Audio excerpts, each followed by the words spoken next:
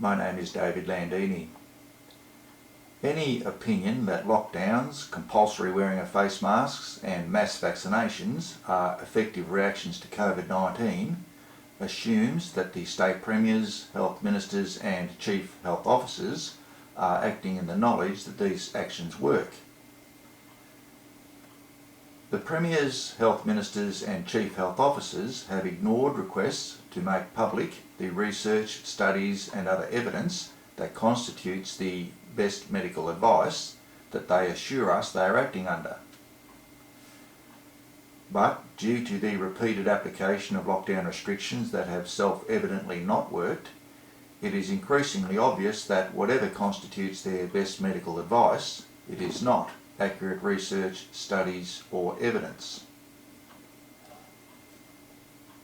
Contrarily, the Great Barrington Declaration, signed by over 14,840 medical and public health scientists and 43,660 medical practitioners, states that lockdown restrictions have devastating personal and social effects and should not be enacted.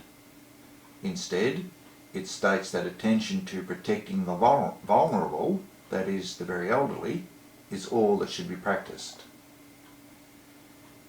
If best medical advice is a democracy, the state premiers, health ministers and chief health officers are in a very small minority. It is a reality that politicians, bureaucrats and even the general public are affected by stories in the urban media. It is reasonable to believe that the abundance of sensational headlines regarding COVID-19 and the consequent political need for politicians to be seen to be doing something contributes significantly to what the premiers, health ministers and chief health officers consider best medical advice.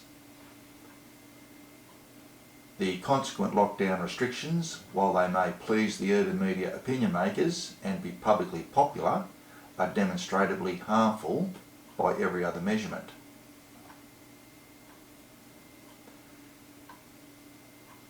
Other countries and states, such as Sweden and the states of South Dakota and Florida in the United States, have enacted minimal to no lockdown restrictions, yet have mid to low range COVID-19 cases and, of ultimate importance, have no discernible excess deaths.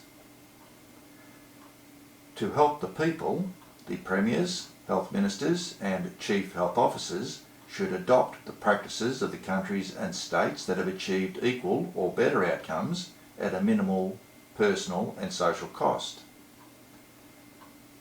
To help themselves, they should continue enacting lockdowns, face mask commands, mass vaccinations and reacting to sensational urban media headlines, and continue to portray themselves as working hard to lead the people to safety.